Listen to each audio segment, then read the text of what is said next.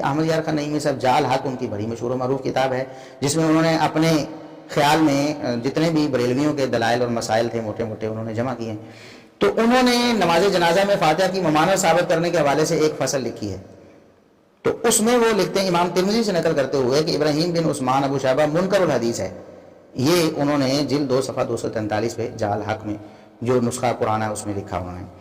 اسی کتاب میں جہاں 20 تراویح کا ذکر آیا تو وہاں اسی حدیث کو ابو شیبہ ابراہیم بن عثمان جو منکر الحدیث جس کو خود انہوں نے قرار دیا ہوا ہے امام ترمذی سے نقل کر کے، تو یہاں پر اس کی حدیث کو حجت اور دلیل بنا رہے ہیں اور اس حدیث سے ثابت کرنے کی کوشش کر رہے ہیں کہ نبی کریم صلی اللہ علیہ وسلم نے 20 رکعت تراویح پڑھی ہے۔ کیا یہ انصاف ہو سکتا ہے؟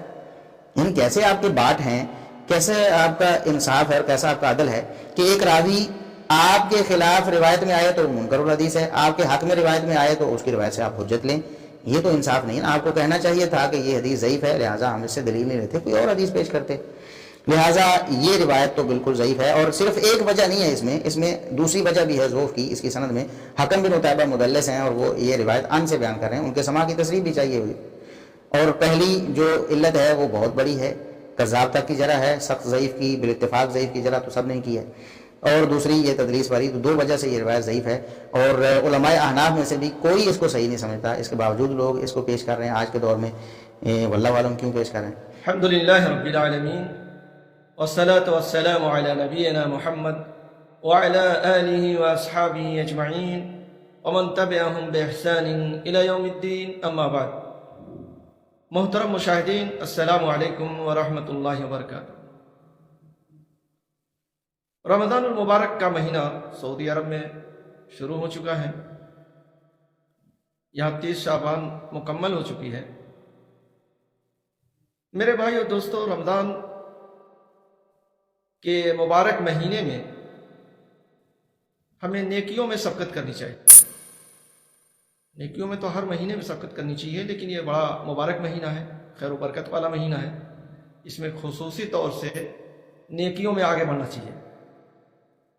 ان نیکیوں میں سے ایک نیکی یہ ہے کہ رمضان المبارک کے مہینے میں ہم اپنے آس پاس پڑوسیوں میں، رشتہ داروں میں دیکھیں اگر کوئی آدمی غریب ہے، مسکین ہے، محتاج ہے تو اس کی مدد کریں، اس کی یہاں اس کے لیے سحری اور افطاری کا انتظام کریں، اس کی یہاں راشن بھجوا دیں تاکہ وہ بھی اچھے ڈھنگ سے رمضان کا روزہ رکھ سکے، اس کے گھر میں اس کے افراد رمضان کا اس مبارک مہینے کا روزہ صحیح ڈھنگ سے رکھ سکیں۔ اور یہ ہماری ذمہ داری بنتی ہے میرے بھائی اور دوستو، اس لیے کہ جب ہم روزہ رکھتے ہیں تو ایک طریقے سے ہمیں یہ درس بھی ملتا ہے، اس روزے سے یہ سبق بھی ملتا ہے کہ جس طریقے سے ہم بھوک اور پیاس کی شدت محسوس کر رہے ہیں روزہ رکھ کر کے، ہمارے کتنے بھائی ہیں جن کے پاس کھانے پینے کا انتظام نہیں ہے، وہ کیسے اپنی زندگی بسر کرتے ہوں گے؟ اس لیے اس کی طرف ہم لوگوں کو خصوصی خیال رکھنا چاہیے، اور جو لوگ اس طرح کے ہیں، غریب ہیں، مسکین ہیں، محتاج ہیں، ضرورت مند ہیں، کوئی ان کے گھر کمانے والا نہیں ہے یا کسی بیماری کی وجہ سے کمانے والا کما نہیں پا رہا ہے، تو ان کی مدد کریں، ان کی یہاں کھانے پینے کی چیزیں بھجوا دیں، غلے وغیرہ بھجوا دیں تاکہ صحیح ڈھنگ سے وہ بھی رمضان کے مہینے کا روزہ رکھ سکیں۔ اللہ کے نبی صلی اللہ علیہ وسلم فرماتے ہیں، یہ مسلم شریف کی روایت ہے، من نفس عن مؤمن کربۃ من کرب الدنیا نفس اللہ عنہ کربۃ من کرب یوم القیامہ، ومن یسر علی معسر یسر اللہ علیہ فی الدنیا والآخرہ، ومن ستر مسلما سترہ اللہ فی الدنیا والآخرہ، واللہ فی عون العبد ما کان العبد فی عون اخیہ۔ جس نے اپنے بھائی سے دنیا کی پریشانیوں میں سے کوئی پریشانی دور کی تو اللہ تعالیٰ اس سے قیامت کے دن کی پریشانیوں میں سے ایک پریشانی دور کرے گا۔ جس نے کسی مسلمان کی پردہ پوشی کی، یعنی ان کے عیوب کی پردہ پوشی کی، تو اللہ تعالیٰ دنیا آخرت میں اس کے عیبوں پر پردہ ڈالے گا۔ جس نے کسی مسلمان کے لیے آسانی پیدا کی تو اللہ تعالیٰ اس کے لیے دنیا آخرت میں آسانیاں پیدا فرما دے گا۔ اللہ اس وقت تک بندے کی مدد میں رہتا ہے جب تک بندہ اپنے بھائی کی مدد میں رہتا ہے۔ تو یہ کتنی بڑی نعمت ہے، جب آپ کسی کی مدد کریں گے تو اللہ تعالیٰ آپ کی مدد کرے گا، اللہ تعالیٰ آپ کی پریشانیوں کو دور کرے گا اگر آپ کسی اپنے بھائی کی پریشانی کو دور کر رہے ہیں۔ تو میرے بھائی اور دوستو، کسی بھی طرف سے کوئی کمی نہیں ہو رہی ہے، آپ دے رہے ہیں اللہ تعالیٰ آپ کو دے رہا ہے، آپ لوگوں پر خرچ کر رہے ہیں اللہ تعالیٰ آپ پر خرچ کر رہا ہے۔ اس لیے اس پوتر مہینے میں، اس مبارک مہینے میں ہم اس کی طرف خصوصی طور سے دھیان دیں اور اپنے علاقے میں، اپنے محلے میں دیکھیں جو غریب ہیں ان کی مدد کریں، ان کے گھر کھانے پینے کی چیزیں بھجوا دیں تاکہ وہ ہمارے ساتھ اچھے سے روزہ رکھ سکیں۔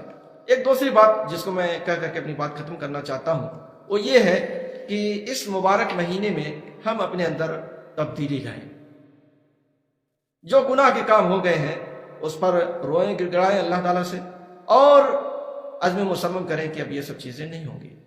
جو بھی ہے، نمازوں میں غفلت ہے یا یہ کہ موبائل کے ذریعے سے بہت سی چیزیں دیکھتے رہے جو نہیں دیکھنی چاہیے، تو ان تمام چیزوں پر توبہ استغفار کریں اور ایسا پختہ ارادہ کریں کہ اب اس کی طرف رجوع کی کوئی گنجائش نہ ہو، آپ اس کی طرف نہ لوٹیں، اپنے اندر تبدیلی لائیں۔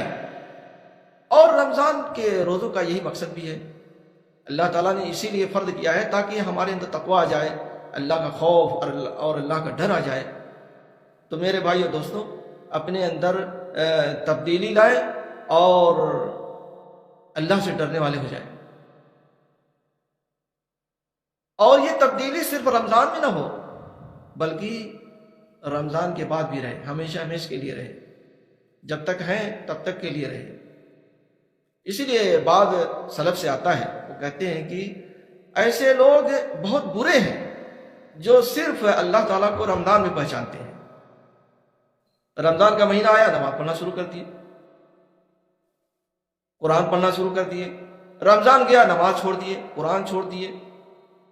تو وہ لوگ برے لوگ ہیں جو صرف اللہ کو رمضان میں پہچانتے ہیں، رمضان گیا سب کچھ چھوڑ دیا۔ میرے بھائی، رمضان میں آپ نے پہچانا بہت اچھا کیا، لیکن رمضان کے بعد بھی آپ کو ان چیزوں پر قائم رہنا چاہیے۔ یہ تو بہت ہی بری عادت ہے کہ آدمی صرف رمضان میں اللہ کو پہچانے، یہ عادت اچھی نہیں ہے۔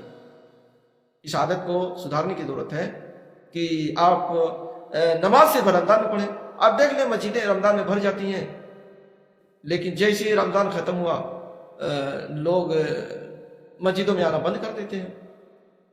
کتنے لوگ ہیں تو صرف جمعہ میں آتے ہیں، کتنے لوگ ہیں وہ جمعہ بھی نہیں پڑھتے۔ تو میرے بھائی اور دوستو، ایسا نہیں ہونا چاہیے، اپنے اندر تبدیلی لائیں اور اس رمضان میں یہ عہد و پیمان کریں کہ اب انشاءاللہ ہماری زندگی میں جو تبدیلی آئے گی وہ تبدیلی برقرار رہے گی۔ اللہ تعالیٰ سے دعا ہے کہ اللہ تعالیٰ ہم تمام لوگوں کو رمضان کے اس مبارک مہینے میں زیادہ سے زیادہ نیک اعمال کرنے کی توفیق عطا فرمائے، آمین۔ وآخر دعوانا الحمدللہ رب العالمین، وصلی اللہ علی نبینا محمد وعلی آلہ واصحابہ اجمعین۔